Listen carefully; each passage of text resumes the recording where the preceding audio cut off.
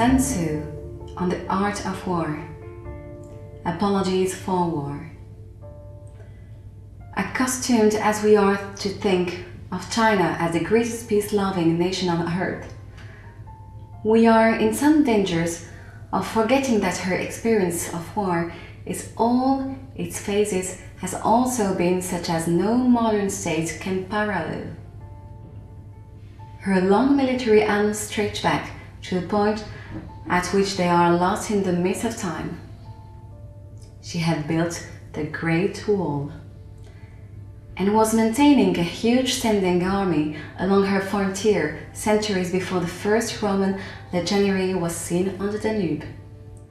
What with the perpetual collisions of the ancient feudal states, the grim conflicts with Huns, Turks, and other invaders after the centralization of government, the terrific upheavals which accompanied the overthrow of so many dynasties, beside the countless rebellions and minor disturbances that have flamed up and flickered out again one by one. It is hardly too much to say that the clash of arms has never ceased to resound in one portion or another of the empire. No less remarkable in the succession of illustrious captains to whom China can point with pride. As in all countries, the greatest are found of emerging at the most faithful crises of her history.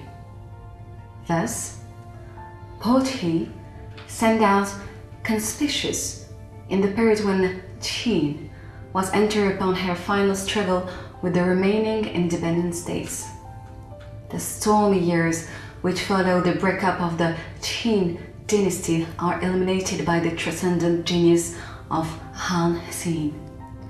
When the house of Han, in turn, is tottering to its fall, the great and baleful figure of Cao Cao dominates the scene.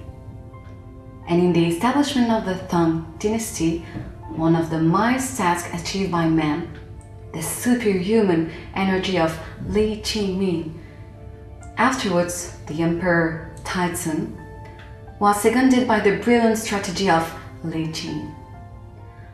None of these generals needs fear comparison with the greatest names in the military history of Europe. In spite of all this, the great body of Chinese sentiment, from Lao Tzu downwards, and especially as reflected in the standard literature of Confucianism, has been consistently pacific and intensively opposed to militarism in any form.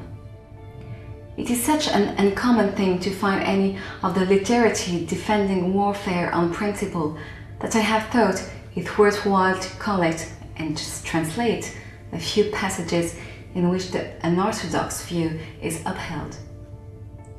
The following by Su Mai-chen shows that for all his ardent admiration of Confucius, he was yet no advocate of peace at any price.